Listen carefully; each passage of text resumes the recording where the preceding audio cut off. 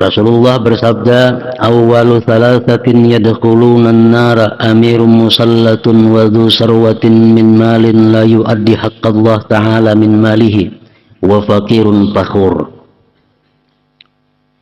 Tiga kelompok ini pertama masuk neraka. Yang pertama amirun musallatun, pemimpin yang zalim. Pemimpin yang zalim. Pemimpin yang zalim ini macam-macam maksudnya. Termasuk pemimpin yang zalim itu adalah pemimpin yang membiarkan kezaliman di tengah-tengah masyarakatnya. Itu pun termasuk pemimpin yang zalim. Dia orangnya kada zalim, tapi dia membiarkan ada kezaliman di tengah-tengah rakyatnya. Nah, itu termasuk orang yang kelompok pertama masuk neraka. Orang kaya, orang yang punya harta tidak menunaikan zakat. Membayar zakat termasuk kefarduan. Orang yang punya harta tidak membayar zakat, dosanya diancam Allah dengan neraka. Benar. Dan yang ketiga, wa faqirun fakhur, orang fakir yang sombong. Jadi semuaan itu termasuk kabair, dosa besar. Rasulullah sallallahu alaihi wasallam bersabda lagi, "Ra'aitu lailatan usriya bi aqwaman binnar mu'allaqina bi juzu'in min nar. Faqultu ya Jibril man haula?" Qala, "Alladziina yashtimuna aba'ahum wa ummahatihim bid dunya."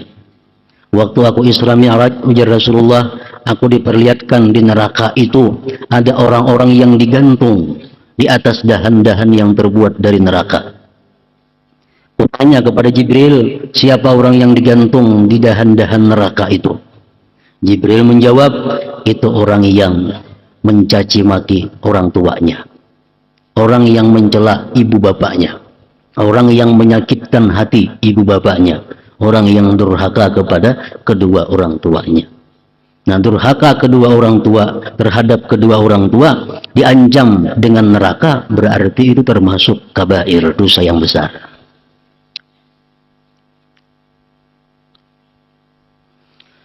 Rasulullah bersabda lagi, "Man mata musirran ala syurbil khamar, saqahullahu ta'ala min nahril ghutah, wa huwa nahrun yajri fin nar min furujil mumisat."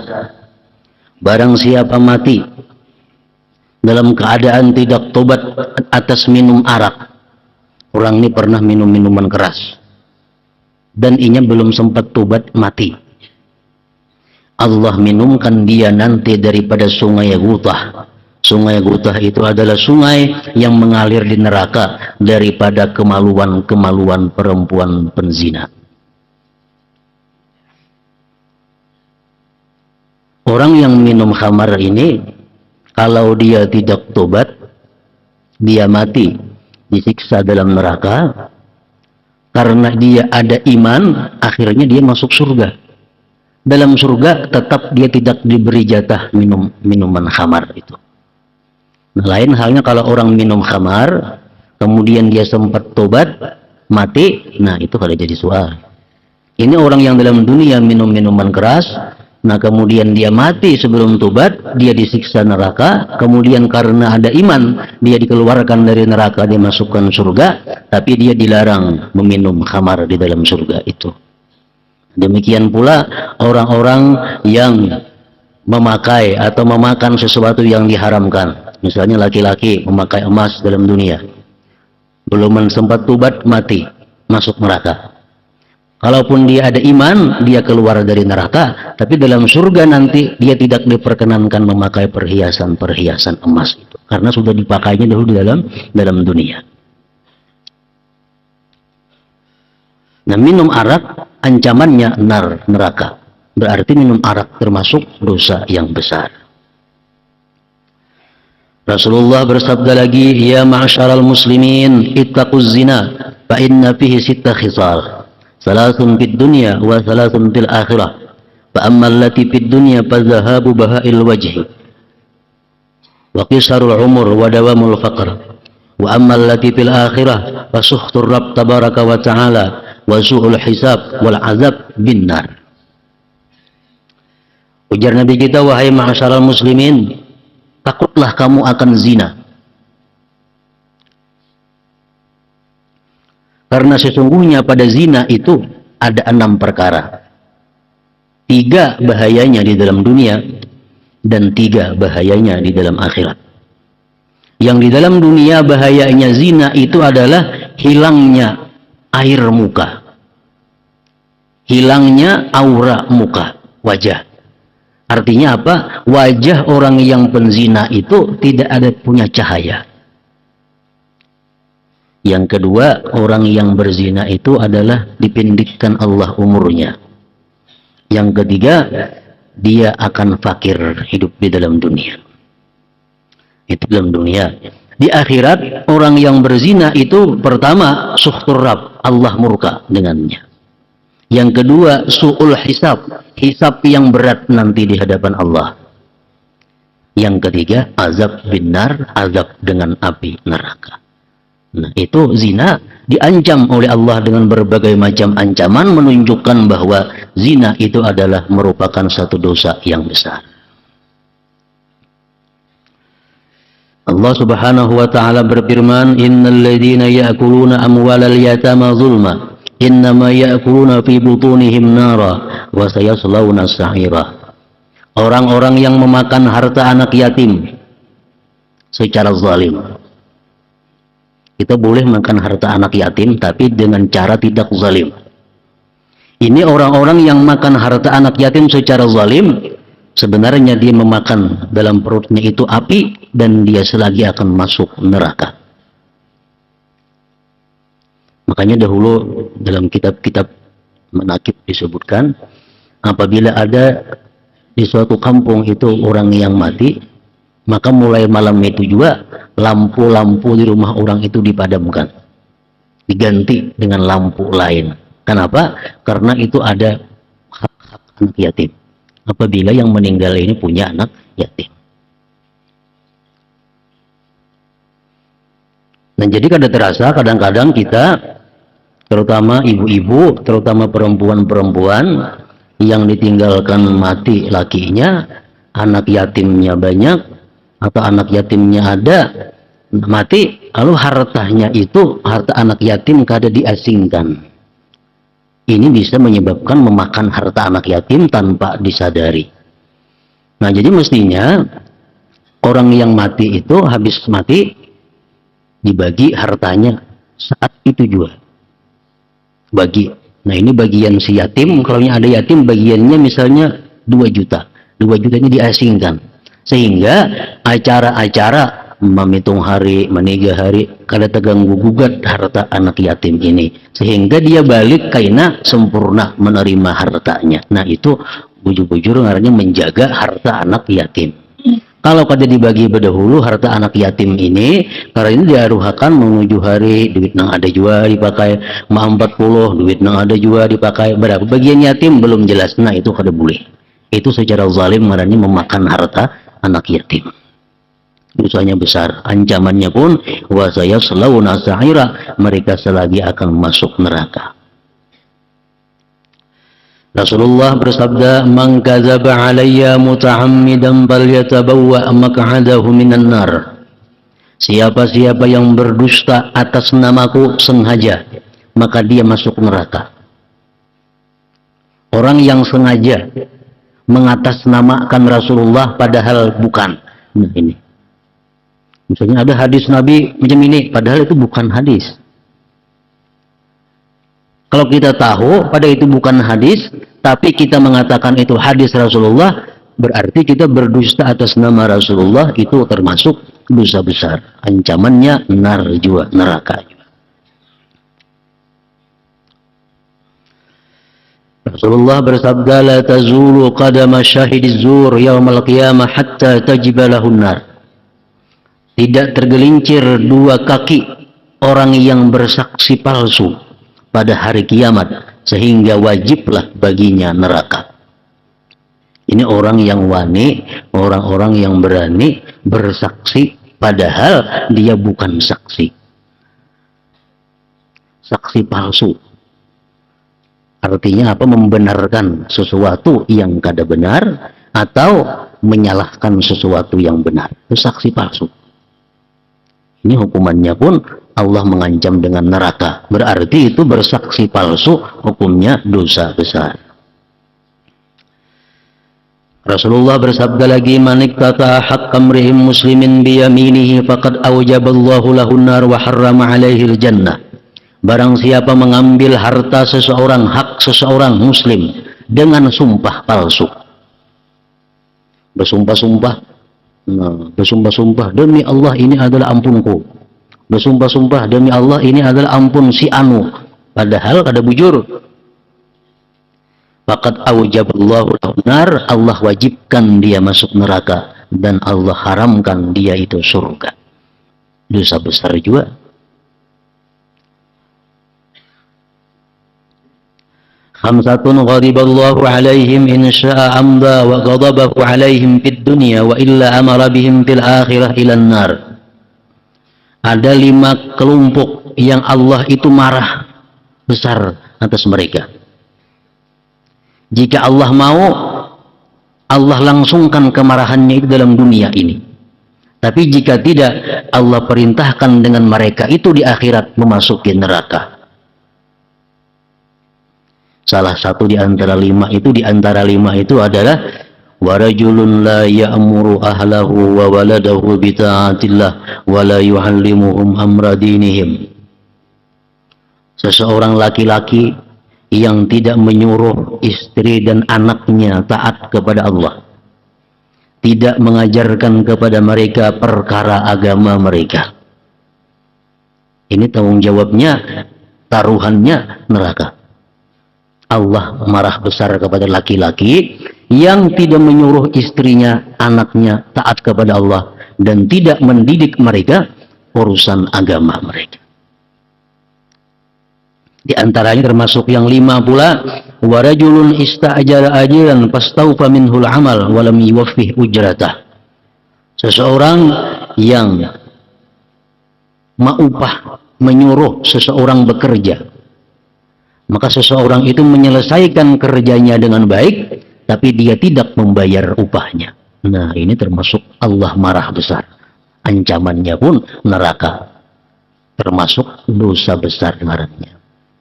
Kita menyuruh tukang, kita menyuruh buruh mengangkat barang, atau menyuruh tukang jahit menjahitakan baju. Orang sudah sempurna tuntung menjahitakan, menggawi apa yang kita mau, tuntung duitnya kita kaina bayarnya. Nah, termasuk dimurkai oleh Allah. Hadis Rasulullah lagi menyatakan, la yadkhulul jannata lahmun nabata minas suhti annaru aula bihi. Tidak masuk surga daging yang tumbuh dari makanan yang haram, neraka yang lebih patut dengannya. Kita memberi makan diri kita dengan makanan yang haram, memberi minum diri kita minuman yang haram, atau keluarga kita diberi makan makanan yang haram, diberi minum minuman yang haram.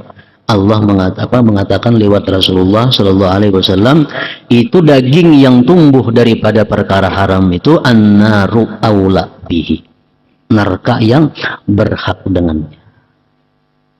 Jadi artinya apa? Memasukkan sesuatu yang haram ke dalam rongga kita, memasukkan sesuatu yang haram ke dalam perut kita, termasuk dosa yang besar.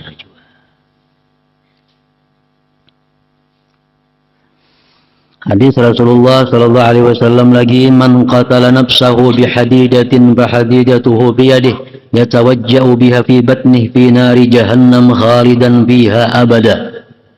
Barang siapa membunuh dirinya dengan besi, maka besi itu di tangannya dia tusukkan dengannya di perutnya dalam api neraka jahanam kekal selama-lamanya. Orang nang mati bunuh diri itu, amunnya mati bunuh dirinya lawan ladingnya, besuduk dirinya di dalam neraka jahanam, dia kekal setiap saat dia mencucuk dirinya dengan lading itu. Orang yang bunuh diri dengan minum racun, dalam neraka jahanam, dia khalidan biha abada, kekal selamanya setiap saat dia diminumi racun yang diminumnya dalam dunia itu dengan pistol. Nah, setiap saat dia menimbak kepalanya lawan pistol itu, bunuh diri termasuk dosa yang sangat besar, diancam oleh Allah dengan nari jahannam khalidan fiha abada, dengan neraka jahanam yang kekal padanya selamanya. Rasulullah bersabda lagi, man ibtaghal ilma liyubahiya bihil ulama aw liyumariya bihis subaha aw tuqbila afidatun nas ilaih adkhalahu Allahun nar. Siapa menuntut ilmu agama, maksudnya menuntut ilmu agama dengan tujuan supaya bertanding dengan ulama, atau tujuannya mendebat orang-orang yang bodoh, atau tujuannya supaya hati-hati manusia tertuju kepadanya. Jadi tujuannya menuntut ilmu agama salah satu itu supaya disukai oleh orang, supaya dihormati oleh orang. Adkhalahullahu nar, Allah masukkan dia ke dalam neraka. Jadi menuntut ilmu dengan tujuan seperti tadi termasuk juga minal kabair, dosa yang besar.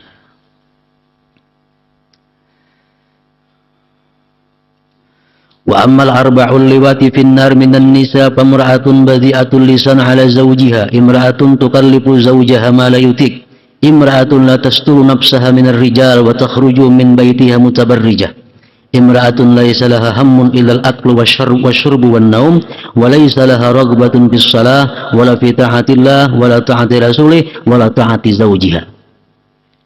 Ujar Rasulullah, ada 4 macam perempuan yang mereka itu penghuni api neraka. Pertama, perempuan yang kotor lisan atas suaminya. Artinya perempuan, istri atau bini yang muntungnya itu kasar dengan suaminya, menyambati suaminya yang kada baik apa termasuk.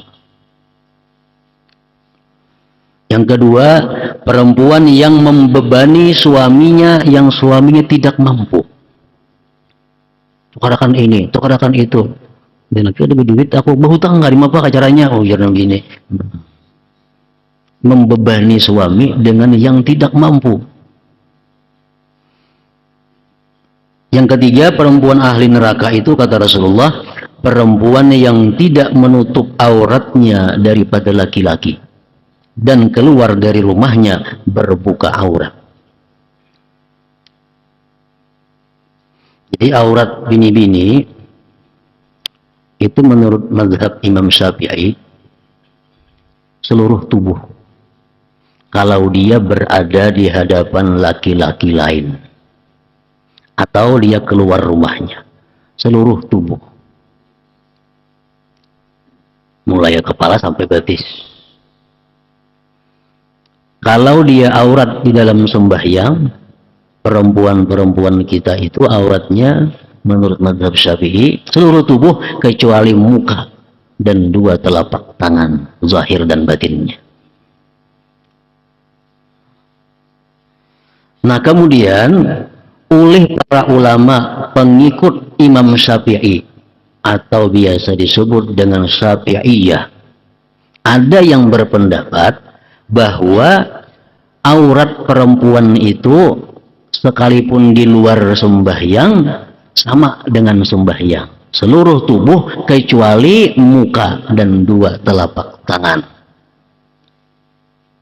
Jadi artinya apa? Perempuan-perempuan muslimah itu boleh saja keluar rumah membuka muhanya dan membuka 2 telapak tangannya dengan syarat kada berhias. Itu pendapat yang paling lemah, paling intil. Cuma ada ulama dalam kitab Bajuri demikian disebutkan.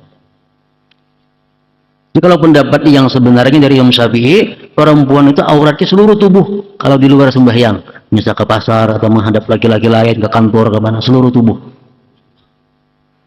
Nah, pengikut Syafi'i, ulama-ulama berikutnya memberikan keringanan bahwa aurat perempuan itu kalau dia ke pasar, kalau dia keluar rumah, dibolehkan membuka muhanya dan dua telapak tangannya dengan catatan tidak memakai perhiasan-perhiasan.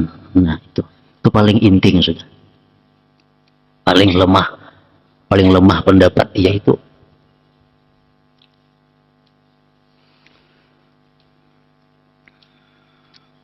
termasuk penghuni neraka yang ketiga adalah perempuan yang tidak menutupi auratnya daripada laki-laki dan keluar rumah mutabarrijah, berbuka aurat. Jadi artinya ringkasnya supaya paham, bini-bini itu kalau keluar rumah juga ayo berbuka muha, ayo berbuka telapak tangan, silahkan. Cuma syaratnya jangan berhias, jangan bercalak mata, nah, jangan bergincu, jangan bermake up. Nah, kalau sudah macam itu, ada lagi mazhab yang membolehkan. Habis sudah mazhabnya. Mazhab yang paling inting, yang paling lemah, bini-bini itu boleh keluar rumah berbuka muha dan dua telapak tangan. Itu paling lemah sudah. Lemah badan itu kalau ada lagi, itu pun bersyarat jangan berhias, tangan jangan berpacar, jari jangan berutas macam-macam mencilang. Nah, jadi itulah yang mesti dilakukan oleh perempuan-perempuan muslimah. Itu mestinya macam itu.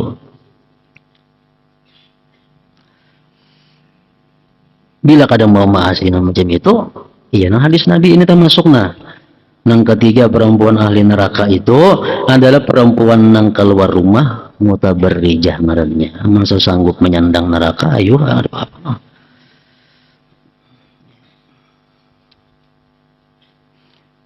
Yang biasa keluar rumah bermake up, berpupur, diubah kada berpupur, rasa ngalih, rasa sulit. Tapi sulit lagi masuk neraka. Sulit lagi masuk neraka. Kita menghindari perbuatan maksiat itu sulit, tapi sulit lagi menghadapi akibatnya. Matakhruju min baitiha mutabarrijah. Yang keempat, imra'atun laisa laha hammun illal aklu wasyurbu wan naum wa laisa laha raghbatun fis shalah wala fi ta'atillah wala fi ta'ati rasulih wala fi ta'ati zawjiha.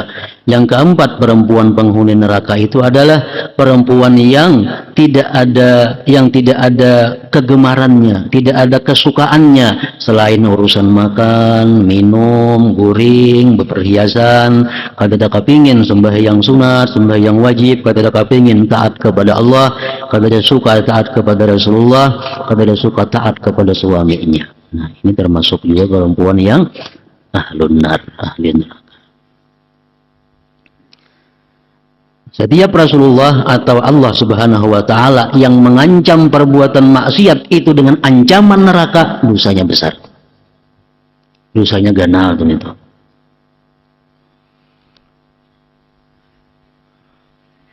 Jadi ancaman yang diberikan Allah bertingkat-tingkat tadi, mulai pada sepantasnya orang beriman berbuat demikian.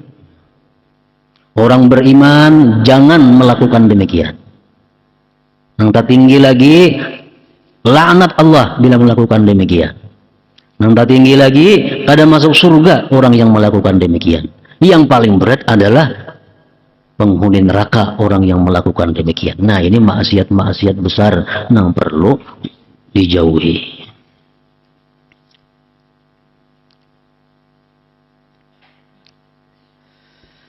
Dan Allah Ta'ala mewahyukan fasyaribuna alaihi minal hamim, suratul Waqiah. Sesudah itu kamu akan meminum air yang sangat panas.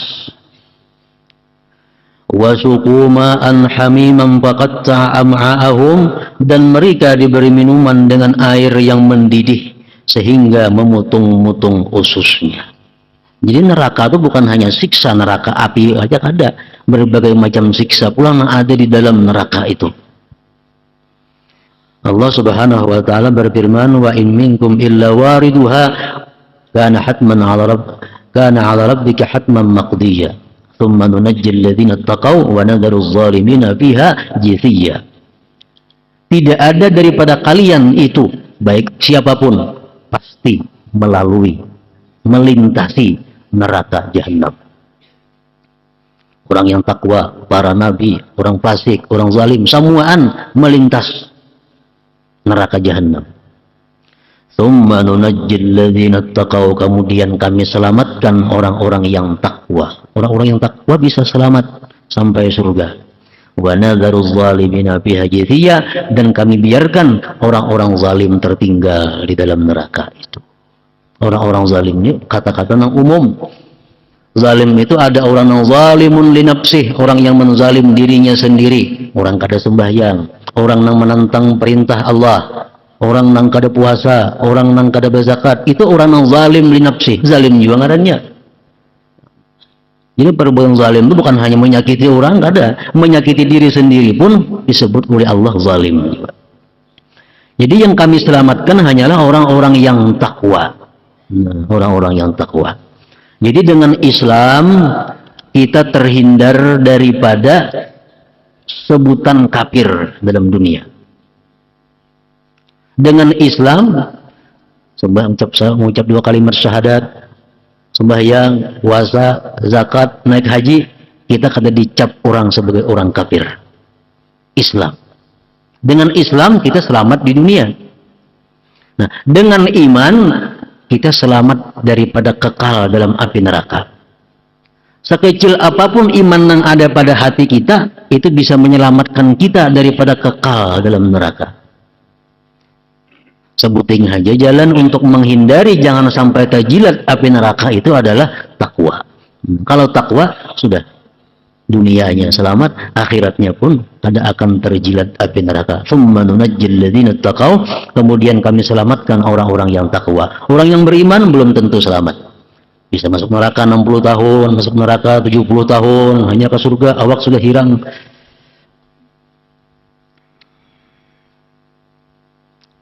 Ibnu Abbas radhiyallahu anhuma berkata, Rasulullah sallallahu alaihi wasallam bersabda, "Law anna qatratan min az-zakum qatarat fi biharid dunya, la afsadat ala ahli dunya ma'aishahum."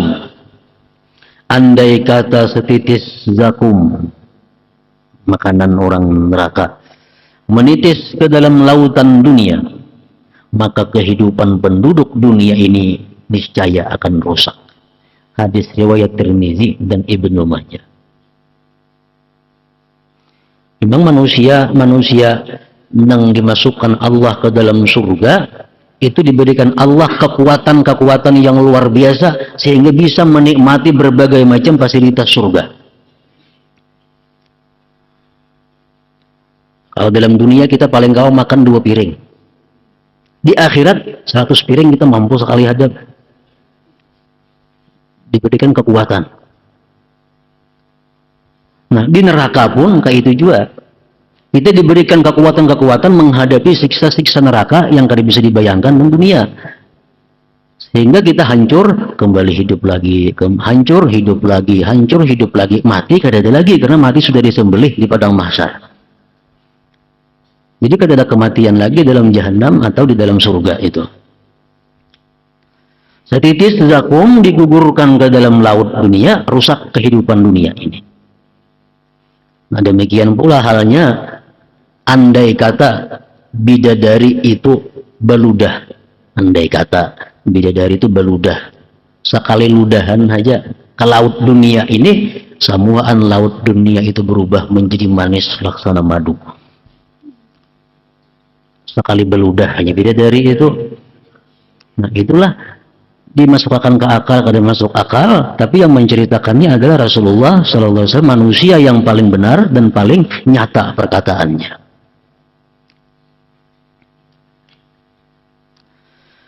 Lalu bagaimana kiranya dengan orang yang makanan pokoknya adalah zakum? Mengenai zakum ini Allah Ta'ala mewahyukan, innaha syajaratun takhruju fi aslil jahim tal'uha ka'annahu ru'usus syayatin, sesungguhnya dia adalah sebatang pohon yang keluar dari neraka jahim, mayangnya seperti kepala syaitan-syaitan. Surat As-Saffat ayat 64-63 sampai wahyu Allah yang berbunyi, la syauban min hamim, yang bercampur dengan air yang sangat panas. Dan Allah juga mewahyukan wa iyastaghitsu yughatsu bima'in kalmuhli. Dan jika mereka meminta minum, makan buah-buahan zakum, sangkal, minta banyu, minum, niscaya mereka akan diberi minum dengan air seperti besi yang mendidih.